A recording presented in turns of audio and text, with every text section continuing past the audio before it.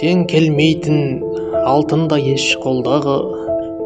Өзің едің әке үйдің зор бағы, жарық берер айымыздай көктегі, болушы едің жанымыздың қорғаны.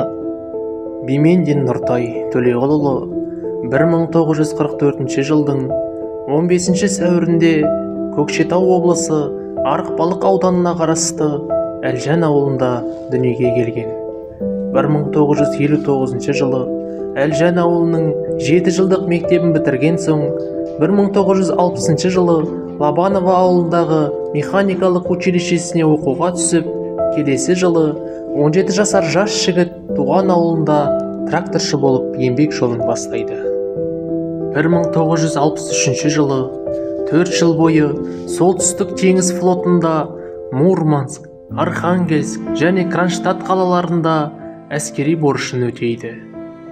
Әскери борышын өтеп жүрген жас теңізшінің көрсеткен жан қиярлық ерлік істері сол жылдары Ленинградтағы жоғары әскери теңіз оқу мекемесінің «Советский моряк» газетіне «Спасли 4 человек, так поступают советские воины» және 1966 жылы Көкшетау облыстық «Степной маяк» газетінде «Служат родине матросы» атты мақалаларында жарияланып, арнайы алғыс хаттарға ие болады.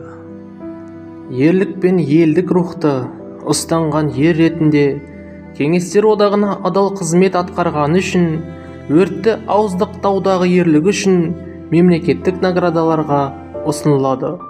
1967 жылы әскери борышын өтеп келген соң туған ауылына оралып, еңбек майданына араласады. 1974-1978 жылдар арасында бөлімше партия ұйымының хатшысы қызметін атқарып, 9-15 жылдықтардың жеңімпазы атанады. Ерен еңбегі үшін 1977 жылы 3-ші дәрежелі еңбек даңқы орденімен марапатталады. Ұзақ жылдар ауыл шаруашылығы саласында, партия ұйымдарында қажырлы еңбек етіп, бірнеше марапатқа ие болады. Еңбекшілер депутаттары облыстық советінің атқару комитетінің құрмет грамотасына, ауыл шаруашылығы саласында атқарған адал еңбегі үшін арнайы дипломдармен марапатталып, құрмет кітабына енеді. 45 жылдан астам қызмет етіп, 2007 жылы зейнеткерлікке шыққан ардақты әкеміз отбасында бір ұл, 3 қыз тәрбиелеп, немерелеріне ақылшы ата болды. 40 күн өтті, асқары тауым құлағалы, 40 күн өтті, ұл қыздарың жылағалы, әр күніміз сағынышпен өткенімен, жүрегіміз әке деп соғады әлі.